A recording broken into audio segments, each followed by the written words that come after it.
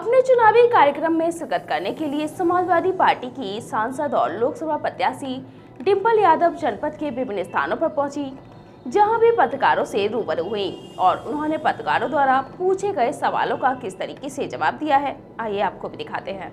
बता दें कि लोकसभा चुनाव की सरगर्मियां लगातार बढ़ती ही जा रही हैं। ऐसे में सभी राजनीतिक पार्टियां पूरी दमखम के साथ चुनावी मैदान में उतर चुकी हैं। चुनावी कार्यक्रम के तहत जनपद मैनपुरी की लोकप्रिय पहली महिला सांसद डिंपल यादव पहुंची थी, जो जनपद में विभिन्न स्थानों पर पहुंची थी और भी बाद में पत्रकारों से भी रूबरू हुई। पत्रकारों द्वारा पूछे गए सवालों का उन्होंने बेबाकी से जवाब दिया है। पत्रकारों द्वारा पूछे गए सवाल एमएलसी पद से आलोक साक्य की टिकट काटने पर साक्य मतदाताओं की नाराजगी पर डिंपल यादव ने कहा कि कोई साक्य मतदाता नाराज नहीं होगा। आलोक साक्य हमारे पार्टी के मजबूत स्तंभ हैं। सपा से ब्रजभूषण सिंह की टिकट पर बोली डिंपल यादव, चर्चाएं चल रही हैं, ऐसी कोई बात नहीं है।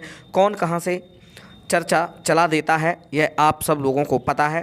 मुझे नहीं लगता कि इसमें कोई सच्चाई है।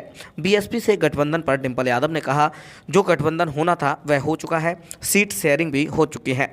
अरविंद केजरीवाल के बयान पर डिंपल यादव ने कहा कि मुझे लगता है कि ये चुनाव संविधान को बेचने का है और जो पार्टियां संविधान के पक्ष में हैं वो एक साथ आ चुकी हैं और साथ में चुनाव लड़ रही हैं। केशव प्रसाद मौर्य के चुनाव लड़ने पर बड़ी चुनौती पर बोली डिंपल, चुनौती नहीं होगी, मैनपुरी की जनता जागरूक है और जानते हैं कि मैनपुरी में किसने सबसे ज़्यादा काम कराया है।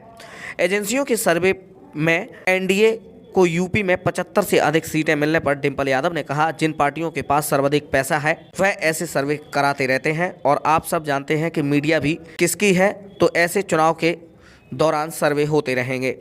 ईवीएम से होने वाले चुनाव पर डिंपल यादव का कहना था कि जितने भी विकसित देश हैं वहाँ सभी जगह ईवीएम से चुनाव हो रहा है और लोगों को विश्वास भी बैलेट पेपर में है। ईवीएम खराब है या सही है यह बात अलग है, पर लोगों को ईवीएम में विश्वास है तो उसी से चुनाव होना चाहिए।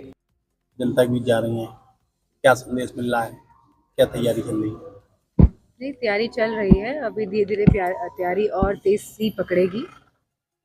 भारतीय जनता पार्टी ने अभी तक अपना प्रत्याशी घोषित नहीं कर पाए, बता रहे हैं केशव प्रसाद मौर्य की उम्मीद।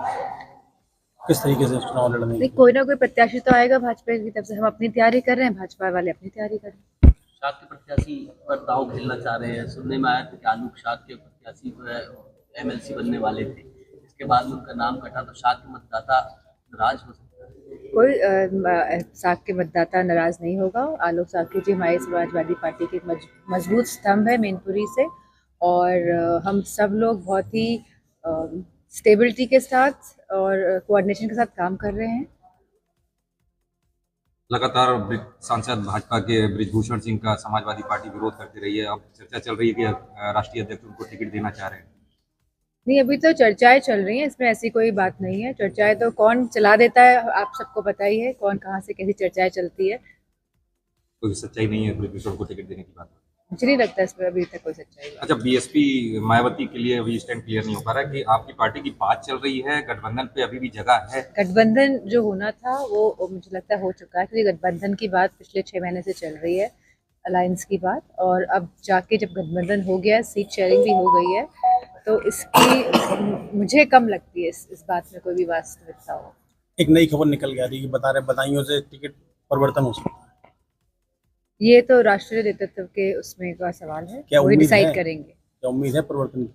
नहीं, मुझे इस बारे में कुछ नहीं पता। मुझे मैनपुरी के बारे में पता है, मैनपुरी की दिल्ली के मुख्यमंत्री अरविंद केजरीवाल के इस बार लोकसभा चुनाव में उनका कहना है कि इस बार धर्म और अधर्म का युद्ध लोग। मैं समझती हूँ इस बार संविधान को बचाने का युद्ध है, और सभी पार्टियां जो संविधान के पक्ष में हैं, जो स्वतंत्रता के पक्ष में हैं, जो राजनीतिक, सामाजिक और आर्थिक न्याय जो जनता को मिले उसके पक्ष में हैं, वो सब पार्टियां एक साथ आ चुकी है, मजबूती के साथ चुनाव लड़ रही है। बीजेपी कह रही है समाजवादी पार्टी घबराई हुई है। मैनपुरी जो सीट बीजेपी जीतने जा रही है, तो उसको लेकर समाजवादी पार्टी लगातार मीटिंगें कर रही है, घर घर जाके दौर लगा हुआ है लोगों से मुलाकात करने की। अगर हम लोग घर घर जाके दौरे करते हैं तो भी दिक्कत है, अगर नहीं जाते हैं तो भी दिक्कत है। दिक्कत तो हर बात से है। तो मैं मैनपुरी की जनता से कहना चाहूँगी कि मैं पूरे समर्पित होकर उनकी सेवा करने के लिए समाजवादी पार्टी की प्रत्याशी हूँ, और आप पूरा योगदान दीजिए। अगर भाजपा केशव प्रसाद मौर्य पे दाव खेलती है मैनपुरी लोकसभा सीट के लिए, कितना बड़ा चुनौती? मैं समझती हूँ कि चुनौती नहीं होगी, क्योंकि यहाँ की जनता बहुत ही जागरूक जनता है। वो जानती है कि मैनपुरी कि लोग जानते हैं कि किसने मैनपुरी में सबसे ज़्यादा काम कराया है और किसके शासन में लोग संपन्न थे और खुश थे। हम एजेंसियां सर्वे कर रही हैं, अभी हाल में सर्वे आया, तमाम चैनल चला रहे हैं कि एनडीए को 75%। जिन पार्टियों के पास बहुत सारे पैसे हैं तो वो लोग इस तरह के सर्वे कराते रहते हैं, और आप जैसे जानते हैं मीडिया भी किसका है, तो मैं समझती हूँ इस तरह के सर्वे लगातार होते रहेंगे। संवैधानिक संस्थाओं पर जैसे लगातार आप बोलते रही चुनाव में इनका दुरुपयोग होता है, इस बार भी अगर होता है तो आपकी क्या तैयारी है और किस तरह से निकलेंगे? इस बार बहुत सारे लोग खुल के निकल के आएंगे। बहुत सारे लोग हैं जो सामने नहीं आ रहे हैं, लेकिन आप देखेंगे अब चुनाव में वोट डालने जाएंगे तो बहुत लोगों का साथ समाजवादी पार्टी को और इंडिया के अलायंस को मिलने जा रहा है। ईवीएम को लेकर आप क्या सोचते हैं? ईवीएम में मैं समझती हूँ सारी डेवलप्ड और अंडर डेवलप्ड कंट्रीज जो हैं, जितने भी देश हैं, सब में बैलेट के माध्यम से ही वोट हो रहा है। ईवीएम आया था लेकिन सब देशों ने ईवीएम को हटाकर बैलेट लेकर आए हैं, क्योंकि लोगों का विश्वास नहीं है। बात ये नहीं है कि मशीन सही है या गलत है, बात है कि लोगों का विश्वास किस चीज़ में है। अगर लोगों का विश्वास बैलेट पेपर में ज़्यादा है तो मैं समझती हूँ कि सरकार को बैलेट पेपर के माध्यम से ही आने वाले चुनाव कराने चाहिए। चुनाव आयोग का इस्तीफा और सीजीआई को इस पूरी टीम से बाहर रखने का, इसको कैसे देखते हैं? बस, thank you, I think I am done.